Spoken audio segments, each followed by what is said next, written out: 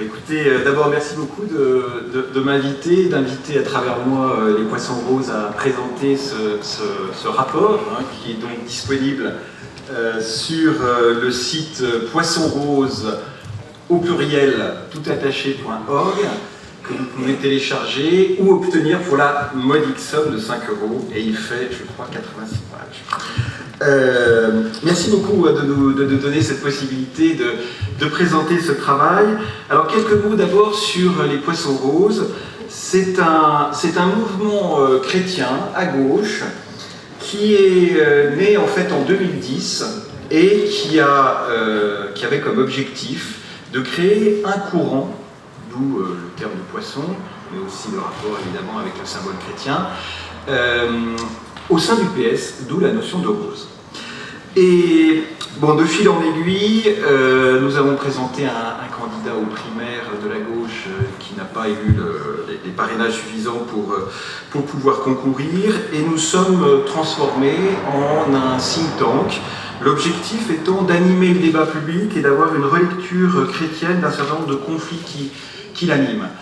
Et donc j'ai animé et écrit ce rapport sur la famille durable et sur quelques questions de bioéthique, et nous lançons cette semaine d'ailleurs un autre groupe de travail qui va produire un rapport sur les invisibles de la société française. Ceci, j'allais dire, s'insérant dans la continuité d'un manifeste qui s'appelle À contre-courant, qui a été publié de mémoire, je crois, au CERF en 2016. Et notre soubassement, j'allais dire, philosophique est celui d'Emmanuel Mounier et du personnalisme. Alors, ce rapport, je vais essayer de le présenter assez rapidement, parce que je crois qu'en plus il y a un petit peu de temps à rattraper. Je voudrais d'abord insister sur sa méthode et notre approche, qui je crois sont un petit peu inédites. Alors la méthode, bon, elle n'est pas très originale, elle a consisté à créer un petit groupe de travail en notre sein de 6 membres, dont j'étais donc le rapporteur. Ce qui est intéressant de noter, c'est que parmi nos membres, il y a, je vais dire, des familles, enfin des hommes ou femmes mariés, grands-parents, etc. Et puis il y a un divorcé remarié et une de nos membres qui n'est pas mariée mais qui vit avec le même homme depuis, je crois, plus de 40 ans. Donc des parcours un petit peu différents en termes de relations, notamment avec le mariage. Et notre objectif a été d'aller à la rencontre et d'écouter les acteurs, j'allais dire, et les experts aussi, de Ludovic de la Rochère, qui nous a fait l'honneur de venir parler devant notre groupe de travail, M. Andrès, jusqu'à David et Jonathan. Vous savez, David et Jonathan, c'est ce groupe, ce mouvement chrétien homosexuel, qui est le premier mouvement homosexuel en France, 1972. Et d'ailleurs, ils étaient, note de bas de page, ils étaient extrêmement, presque surpris quand on les invite en disant « mais on ne nous invite jamais dans les mouvements chrétiens, et encore moins dans l'Église ». Alors ce périple de 6 mois, parce qu'on a donc entendu un certain nombre de gens, qui étaient d'origine aussi confessionnelle, de confession très, très variée, je dois dire, nous a transformés. Et ça, c'est un point sur lequel je voudrais insister. Rencontrer les gens, discuter avec eux, c'est mettre un visage, c'est comprendre une expérience. Quand vous avez une jeune femme homosexuelle qui, avec son grand sourire, nous explique sa problématique, sa vie, que nous, on arrive en disant « oh, sur le fond, elles ont qu'à se débrouiller avec leurs copains. » Elles ont des copains, elles se débrouillent. Et qu'elle vous dit avec un grand sourire « vous êtes hétérosexuel. Est-ce que vous feriez l'amour avec un homme ?» Oups. Parce que moi, l'homosexualité, je ne l'ai pas choisie. Et si je l'ai choisie, enfin si je suis homosexuel, c'est que je ne supporte pas le contact avec un homme. Alors du coup, votre conclusion, j'allais dire, vous êtes obligé de la scratcher, de vous dire, tiens, un peu plus court. Voilà. Donc il faut une grande prudence, beaucoup de respect et beaucoup de bienveillance dans ces problématiques qui touchent à la nature humaine. Et il y a des expériences qui sont parfois aussi compliquées et parfois tragiques. Alors notre approche, elle est, j'allais dire, non dogmatique et la plus large possible. Non dogmatique, c'est au sens, j'allais dire, premier et positif du terme. Nous ne nous inspirons pas du dogme chrétien, ni des valeurs chrétiennes, ni du droit naturel. Et nous avons essayé d'élargir la focale, c'est-à-dire d'aller, j'allais dire, au-delà des conflits qui ont traversé la société française au moment de la loi Taubira, et qui, nous en sommes vraiment persuadés, ont ces conflits, j'allais dire, fait passer à la trappe le débat qui est le plus important. Et d'ailleurs c'est intéressant parce que je rejoins de ce point de vue-là M. Andrès. Quelle famille est-ce que la société française veut au milieu du XXIe siècle? Parce que finalement c'est ça le sujet. Et je donnerai la première conclusion, comme première conclusion d'ailleurs dans l'ordre inverse du rapport, parce que c'est la dernière partie du rapport, ce que nous écrivons sur ce que nous appelons la famille durable. Alors au passage, nous ne donnons pas de définition de la famille durable, parce que justement, il nous semble que c'est à l'issue d'un processus que l'on doit collectivement identifier ce que la société française veut comme famille durable. Vous verrez à la fin du rapport, chacun des membres donne sa définition de la famille durable. Parce que finalement, c'est le sujet majeur de la société. La PMA, c'est un épiphénomène en réalité. C'est quoi? C'est 300. Bon, il y a des évaluations qui sont très variables. On parle de 300 naissances, on parle de 3000 personnes intéressées. Les problèmes de recomposition de familles monoparentales, etc., c'est entre 8 à 10 millions de Français qui sont concernés, plus ou moins directement, mais qui sont concernés. C'est les enfants, c'est les parents, les beaux-parents, les grands-parents. Quelle autorité ont-ils sur leurs petits-enfants? Lorsque parfois il y a des problèmes techniques à résoudre, mais il y a aussi parfois des vacances de responsabilité, etc. Et donc, il nous a semblé que le vrai sujet était là, sachant que notre interrogation, c'est il nous faut réfléchir à ce qui doit faciliter la stabilité de la société et l'épanouissement de l'enfant. L'enfant qui aujourd'hui est en réalité finalement le lieu de la famille. On est passé d'une famille qui était centrée sur le couple, avec le projet de procréation et ensuite d'éducation, à une famille qui est finalement, qui rayonne autour de l'enfant. Et cet enfant, c'est quand même la personne qui est la plus fragile de la société, en tout cas de l'ensemble du réseau d'adultes qui l'entourent. Et donc c'est lui qu'il faut protéger. Et donc notre première demande, notre première revendication, c'est qu'il y ait des états généraux de la famille qui puissent mettre l'ensemble des problématiques qui concernent la famille sur la table, que l'on ait aussi une vision globale et prospective. Parce que ce qui est aussi étonnant, et là je remonterai à avant 1994, c'est que, par exemple, si on prend la question du droit de la famille, on s'aperçoit qu'il y a eu un long détricotage, petite problématique par petite problématique, à partir en réalité de la fin de l'ère de List. Ce qui est d'ailleurs assez étonnant, c'est que c'est un sujet transpartisan qui concerne des mesures que nous notons un peu dans le rapport.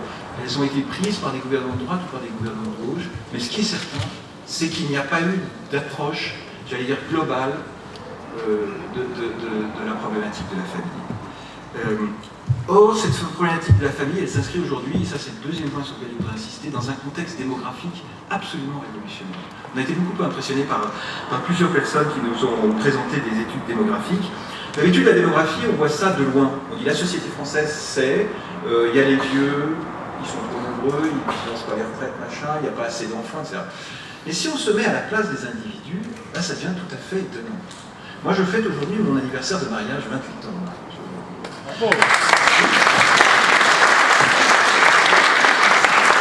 Ben, en fait, mon couple, si dur, il est à mi-vie. Et j'ai encore au moins 30 ans de vie en couple avec mon épouse. Mes enfants sont élevés. En 1950, en gros, la mortalité des hommes était de l'ordre de 65 ans, 65-70 ans, c'est-à-dire qu'ils profitaient un petit peu de la retraite puis c'était terminé. Donc on voit bien que implicitement, le projet du couple, c'était la procréation, l'éducation. Puis malheureusement, après, la mort arrivait très vite. Maintenant, c'est une autre vue. Prenons la mort, justement. En 1910, un enfant de 10 ans ne connaissait pas ses grands-parents, avait sans doute vu la mort d'un de ses parents, et très certainement la mort d'un ou de plusieurs de ses frères et sœurs. Aujourd'hui, un enfant de 10 ans, il a peut-être vu la mort d'un de ses grands-parents, c'est pas certain. Il n'a sûrement pas vu la mort d'un de ses frères et sœurs. Donc on n'a pas la même relation avec la mort. Et ça, ces questions, je crois qu'il faut qu'on les pose, qu'on se situe dans cette nouvelle problématique qui va structurer, en quelque sorte, tout ce que nous appelons, tout ce que nous aimerions appeler famille, dans les années à venir. Alors, soutenir tout ce qui renforce la stabilité et l'engagement. Et de ce point de vue-là, une de nos recommandations, pour ne pas dire demande, c'est que évidemment que l'on touche au droit de la famille avec une main tremblante et en ayant une vision globale, mais aussi j'allais dire, il faut resacraliser le mariage républicain, resacraliser ce qui marque l'engagement, finalement, d'un couple vis-à-vis de la société. Que ce couple, d'ailleurs, et beaucoup de mariages civils sont célébrés ainsi, que ce couple ait déjà des enfants. On a auditionné un certain nombre de gens qui préparent au mariage, notamment au mariage civil. Ce qui est intéressant, c'est de voir que ceux qui s'engagent, qui n'ont pas le profil du capot classique, etc., ils veulent quand même marquer un engagement vis-à-vis d'eux-mêmes, vis-à-vis de leurs proches, mais aussi vis-à-vis de la société. Et ça, il faut le valoriser. Et encore une fois, petite publicité, note de bas de page pour ce que fait l'association Cap Mariage. Est-ce qu'il faudrait que l'Église bénisse ces remariages? Pourquoi pas? Je pose la question. Alors la deuxième conclusion, et vous l'attendez, qu'est-ce qu'on a dit sur la PMA et la GPA? Pour nous sommes contre l'extension de la PMA aux couples homosexuels et contre la GPA, mais j'allais dire par un cheminement qui repose avant tout sur la notion de bien commun. Et à travers, j'allais dire, deux éléments. À travers ce qu'est le rôle de la loi dans une république. Elle doit il faut qu'elle retrouve finalement son rôle d'expression de l'intérêt général et non pas de l'intérêt de collectif au pluriel.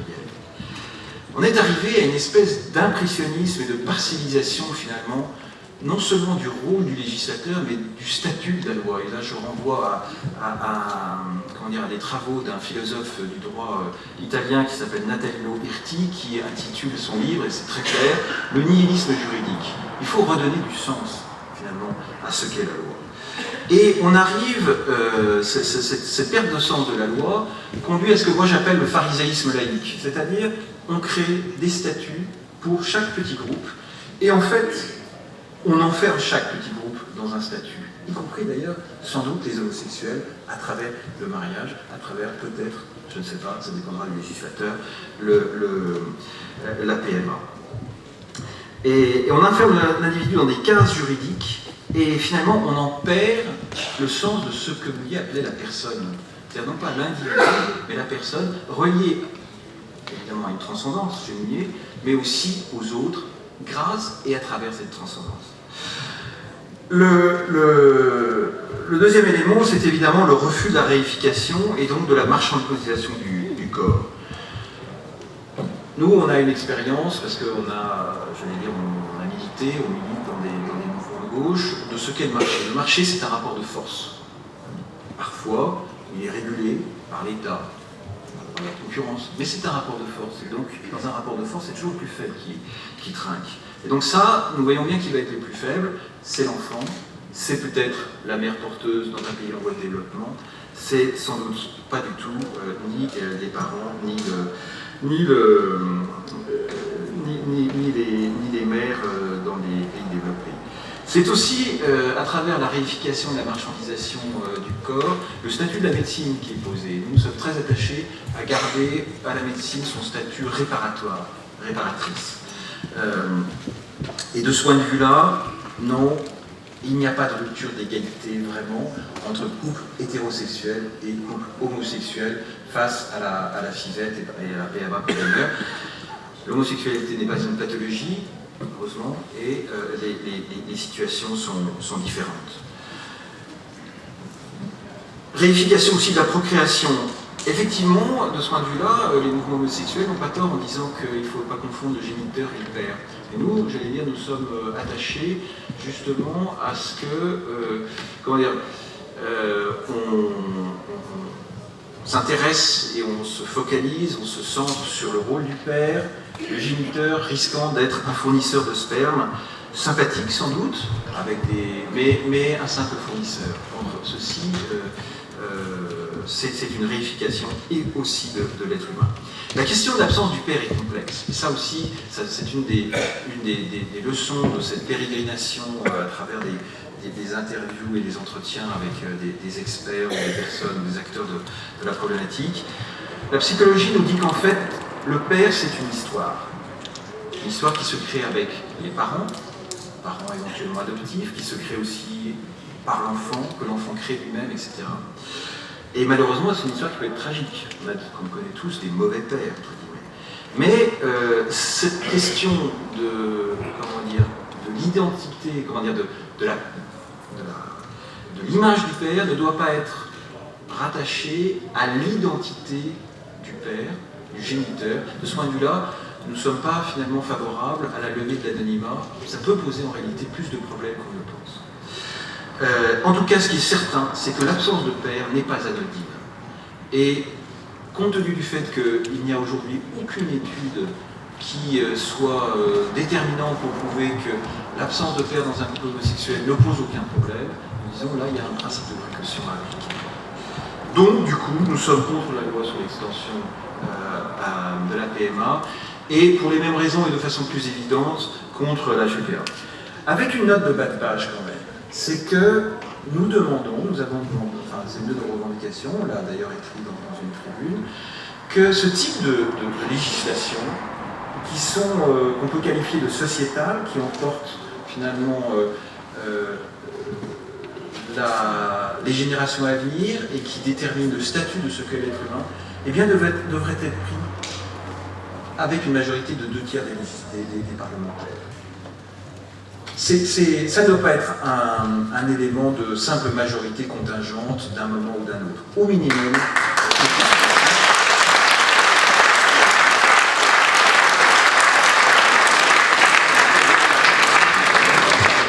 minimum, les partis devraient lever la discipline de parti dans ce type de vote.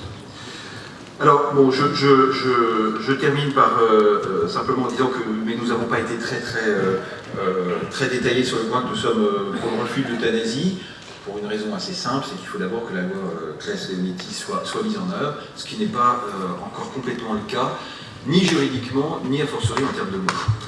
Alors, j'arrive au bout de mon temps. Je voudrais simplement, en conclusion, vous dire que si vous souhaitez approfondir la discussion, moi j'interviens dans le cadre de ce que les Parisiens connaissent peut-être, les entretiens de Sion, à l'école Notre-Dame de Sion, qui a lieu le 26 septembre, c'est-à-dire la semaine prochaine, entre 19h30 et 21h30. On peut s'y inscrire par le site poissonrose au pluriel.org. Et encore une fois, merci de nous avoir accueillis ce soir.